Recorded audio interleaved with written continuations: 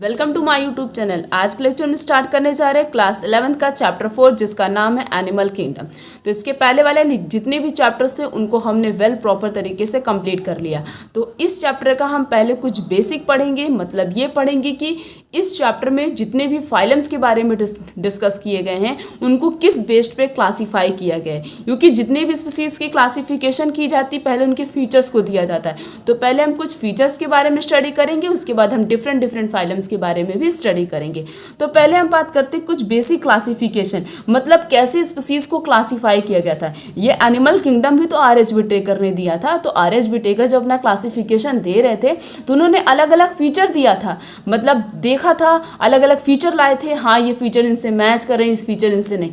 जैसे ऐसे हम समझ सकते हैं, जैसे हमारे कुछ फीचर्स जो है मम्मी से मैच करते तो कुछ पापा से मैच करते, तो फीचर मैच कर रहे हैं ना, तो उनको एक ही क्लासेस में रख दिया जाता है। तो ऐसे जब स्पीसीज को क्लासीफाई किया जाता है तो वो देखा जाता है कि उनके फीचर किस स्पीसीज से मैच कर रहे हैं, तो उनको अलग फाइलम में रखा जाएगा अगर एक ही स्पीसीज के सब। तो ऐसे यहाँ पे क्या किया गया था, स्पीसीज को क्लासीफाई किया था अलग अलग क्लासिफिकेशन के बेस्ड पे। जैसे कि कहीं पे देखा गया था कि सेल का अरेंजमेंट कैसे होगा, बॉडी सिमेट्री पाई जा रही कि नहीं, भी सिमेट्री भी पढ़ेंगे हम क्या होता है, और नेचर ऑफ सीलोम कैसा है, डाइजेस्टिव सिस्टम वो किस प्रकार का शो कर रहे हैं, सर्कुलेटरी सिस्टम जो है ओपन है कि क्लोज है, और अगर रिप्रोडक्शन हो रहा है तो किस टाइप का रिप्रोडक्शन हो रहा है। ये सारे फीचर के बेस्ड पे क्या किया गया था, एनिमल को क्लासीफाई किया गया था। अब हम डिस्कस करते हैं। तो सबसे पहले हम बात करेंगे लेवल ऑफ ऑर्गेनाइजेशन की। इसमें क्या किया गया था, इसमें जो एनिमल्स थे, ज़्यादातर एनिमल्स कैसे होते हैं, मल्टीसेलर का मतलब जो बहुत सारे सेल से मिलकर बने हुए होते हैं, और कैसे किस प्रकार का अरेंजमेंट होता है, क्योंकि जितनी भी सेल्स होती हैं वो अलग अलग तरीके से ऑर्गेनाइज्ड होती हैं। तो देखो किस 4 type of cell of organization होता है। एक होता है सेलुलर, दूसरा होता है टिश्यू, तीसरा होता है ऑर्गन सिस्टम, और तीसरा होता है ऑर्गन लेवल, और चौथा organ system level of organization होता है। तो ये 4 प्रकार के लेवल ऑफ ऑर्गेनाइजेशन होते हैं जिसके बेस्ड पे स्पीसीज को क्या किया गया था, क्लासीफाई किया गया था। तो सबसे पहले हम बात करते हैं सेलुलर लेवल ऑफ ऑर्गेनाइजेशन।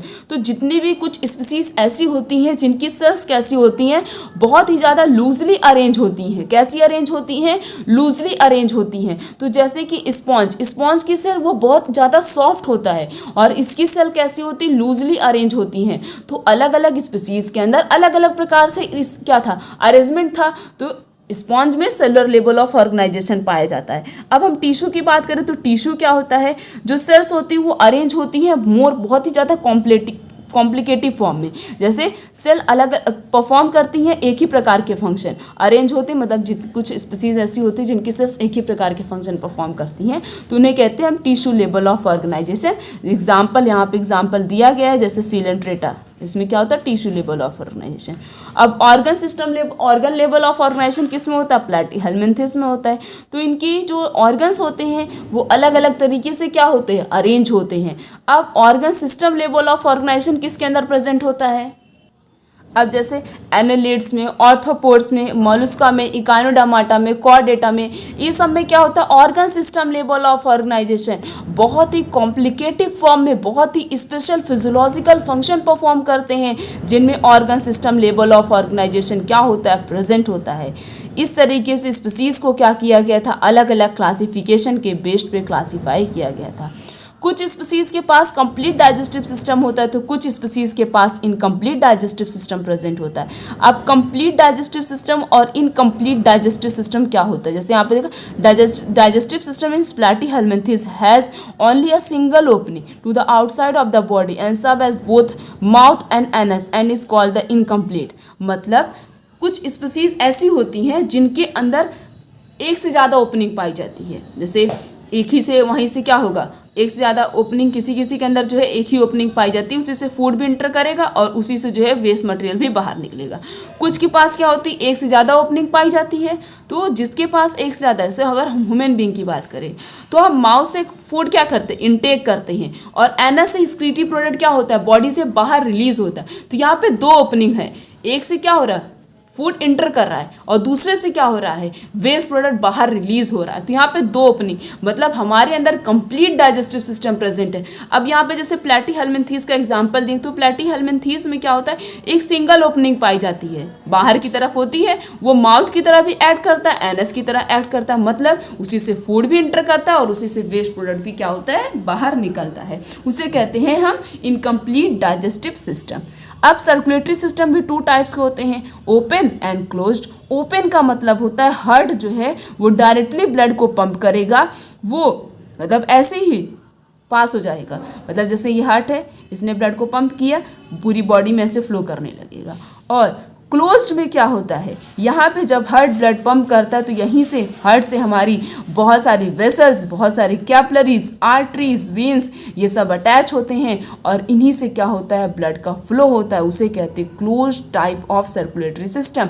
और ओपन क्या होता है, इसमें हार्ट फ्रीली डायरेक्टली ब्लड को फ्लो करता है और हमारी बॉडी में ईजिली ब्लड फ्लो होते हैं।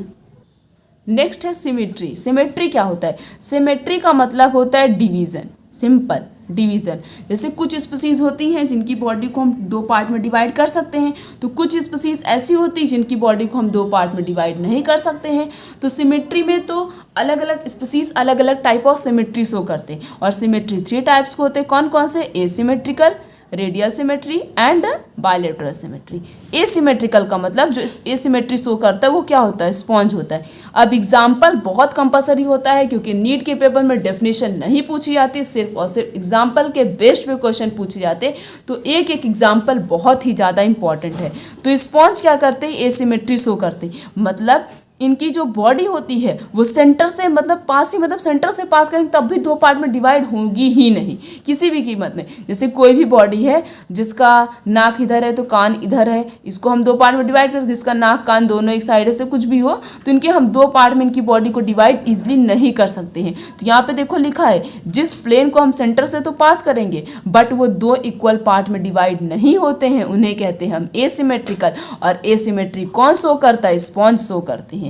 उसके बाद रेडियल सिमेट्री में क्या होता है, हम किसी भी बॉडी को अगर हम सेंटर से पास कराएंगे तो वो 2 आइडेंटिकल पार्ट में डिवाइड होता है, उसे कहते हैं हम रेडियल सिमेट्री। रेडियल सिमेट्री का एग्जांपल हो गया सिलेंट्रेट, स्टीनोपोरा और इकानोडर्माटा, ये क्या करते हैं, रेडियल सिमेट्री शो करते हैं। उसके बाद बायलैटरल सिमेट्रिकल, ऐसे एनिमल जिनकी बॉडी जो होती है 2 आइडेंटिकल हाफ में डिवाइड होती, मतलब एक लेफ्ट एक राइट। जैसे हम लोग हैं, ह्यूमन बीइंग की बॉडी को 2 पार्ट में डिवाइड करेंगे तो एक लेफ्ट पार्ट डिवाइड होगा, एक राइट पार्ट डिवाइड होगा, 2 पार्ट में डिवाइड हुई बॉडी, उसे कहते हैं हम बायलैटरल सिमेट्रिकल। एग्जाम्पल की बात करें तो एनालिड्स, ऑर्थ्रोपोड्स, ये क्या हो गया, बायलैटरल सिमेट्रिकल।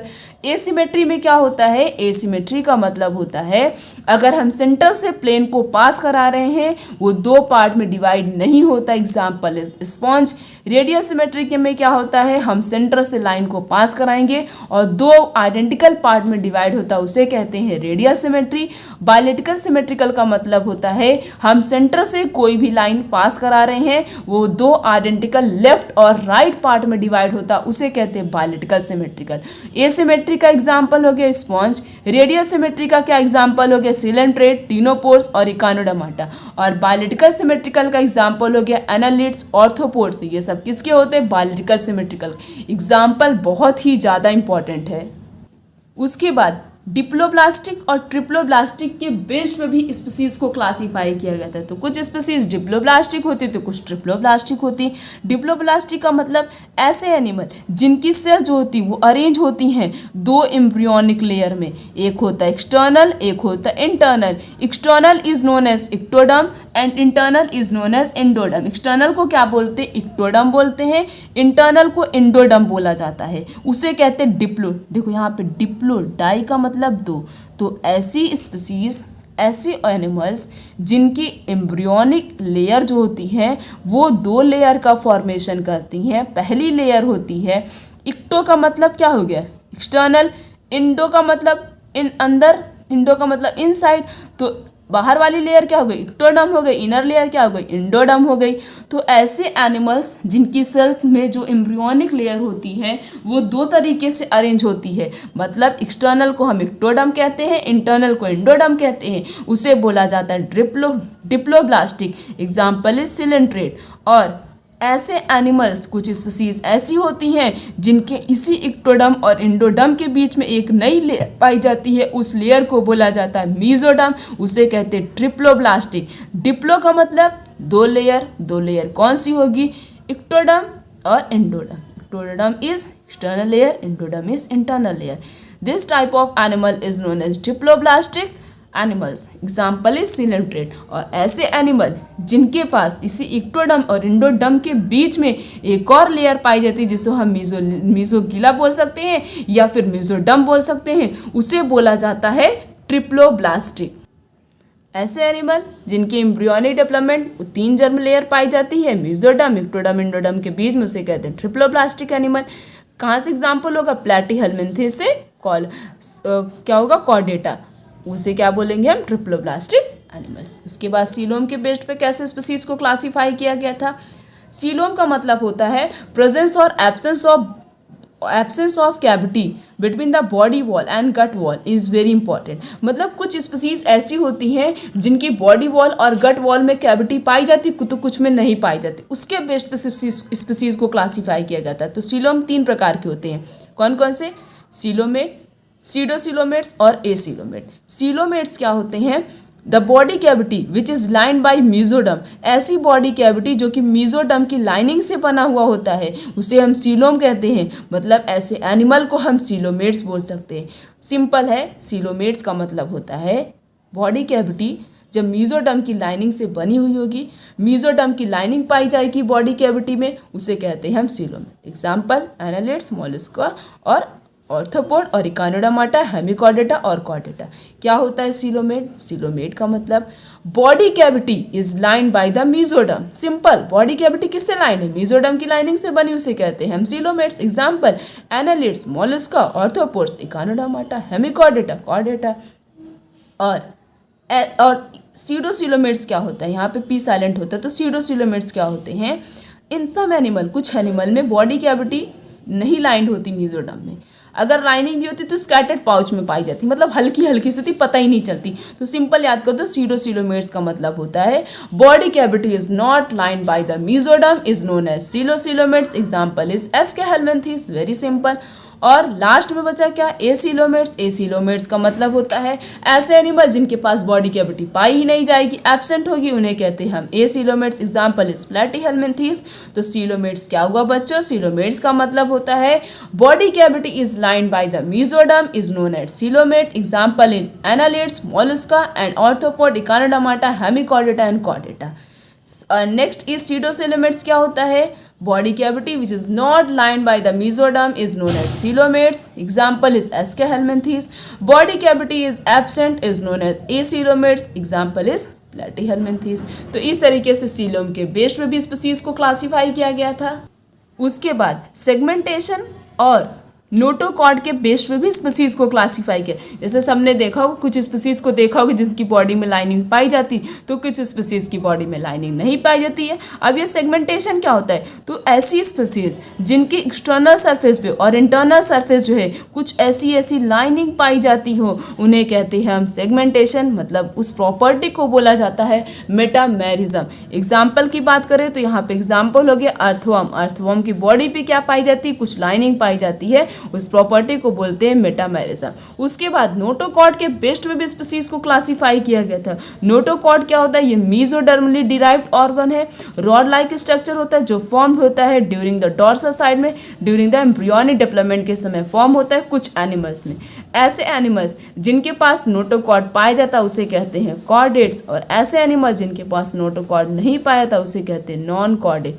नॉन कॉर्डेटा की अगर एग्जाम्पल की बात करें तो पोरीफेरा से जितने भी इकानोडार्माटा तक आते हैं वो सब कैसे होते हैं, नॉन कॉर्डेट्स होते हैं। तो हमने इस लेक्चर में ये स्टडी किया, मतलब एनिमल किंगडम का कुछ बेसिक पॉइंट स्टडी किया कि कैसे एनिमल को, कैसे अलग अलग फाइलम को, अलग अलग क्लासेस को क्लासीफाई किया गया था।